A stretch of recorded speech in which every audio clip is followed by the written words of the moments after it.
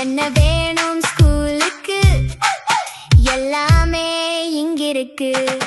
Super Saravana stores, Chennai, Madurai, Kovai.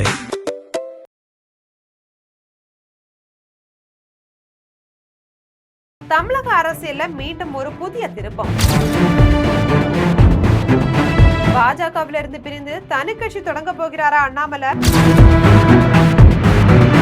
Trichy கிழக்கு தொகுதியில போட்டியிட போவதாகவும் தகவல் கசிந்திருக்கு. தமிழக அரசியல் களம் இப்போ மிக முக்கியமான ஒரு புள்ளியில வந்து நிக்குது. கடந்த 3 ஆண்டுகள் 9 மாதங்கள் தமிழக பாஜகவை வழிநடத்திய அண்ணாமலை இப்போ என்ன செய்ய போகிறாரு? கடந்த தேர்தல் அண்ணாமலை தான் பாஜக மாநில தலைவரா போட்டியிடுவார்னு அவருடைய ஆதரவாளர்கள் மத்தியில பெரிய எதிர்பார்ப்பு இருந்துச்சு. ஆனா அப்படி நடக்கல. இப்போ பாஜகவில தொடர்வாரா, மத்திய அமைச்சரவையில இணைவாரா, அல்லது தமிழக அரசியல்ல அதிர்வலைகளை ஏற்படுத்த போகக்கூடிய புதிய கட்சியை தொடங்க போகிறாரா? இதுதான் இப்போ அரசியல் ஆர்வலர்களுடைய மனதிலையும் ஓடக்கூடிய மிகப்பெரிய கேள்வி. அது பற்றி விரிவா தெரிஞ்சுக்கலாம். சமூக வலைதளங்கள்லயும் அரசியல் வட்டாரங்கள்லயும் அண்ணாமலையோட அடுத்த நகர்வு குறித்த 3 முக்கிய கணிப்புகள் வலம் வந்துட்டு இருக்கு. முதலாவது, மீண்டும் தமிழக பாஜக மாநில தலைவரா தொடர்வது. இரண்டாவது, மத்திய இணை அமைச்சராவோ அல்லது அமைச்சராவோ பதவியேற்று டெல்லியில அதிகாரத்தை பகிர்ந்துக்கிறது. மூன்றாவது, இதை எல்லாத்தையும் தாண்டி ஒரு புதிய தனி கட்சியை தொடங்கி தமிழக அரசியல ஒரு மாற்றத்தை உருவாக்குது. இந்த 3ல அண்ணாமலை தனி கட்சி தொடங்க போவது ஏறக்குறைய 99% உறுதி அப்படின்னு நம்ப தகுந்த வட்டாரங்கள் தெரிவிக்கிறாங்க. குறிப்பா வர இருக்கக்கூடிய இடைத்தேர்தல்கள்ல திருச்சி கிழக்கு தொகுதியிலையும் அவர் போட்டியிட திட்டம் இருக்கிறதாவும் தகவல் கசிந்திருக்கு. நிதின் நபீனை அண்ணாமலை சந்திக்க இருக்கக்கூடிய தருணத்துல இந்த முடிவு குறித்த அதிகாரப்பூர்வமான அறிவிப்பு வரலாம் அப்படின்னு எதிர்பார்க்கப்படுது.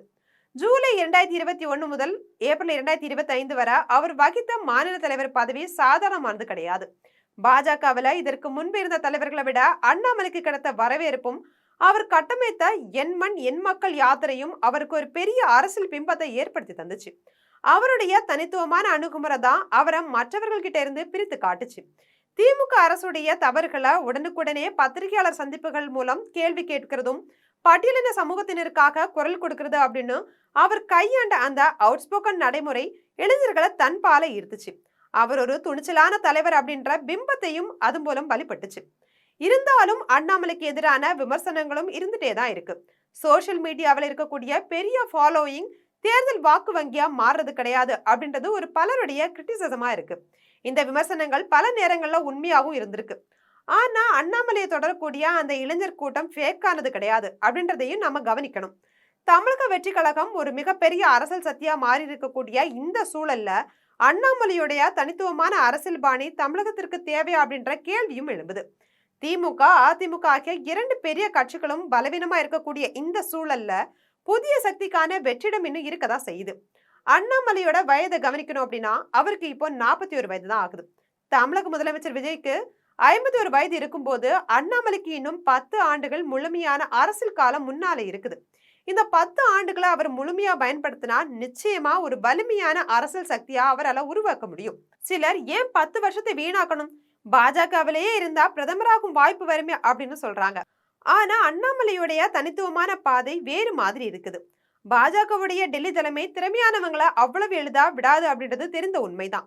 இருந்தாலும் நாளைக்கு நிதின் நபீனுடனான சந்திப்புக்கு பிறகு வெளியாக போகக்கூடிய அந்த ஸ்டேட்மெண்ட் தான் தமிழக அரசியலுடைய திசையா மாற்ற போகிறதா அப்படின்றதையும் பொறுத்திருந்துதான் பார்க்கணும்.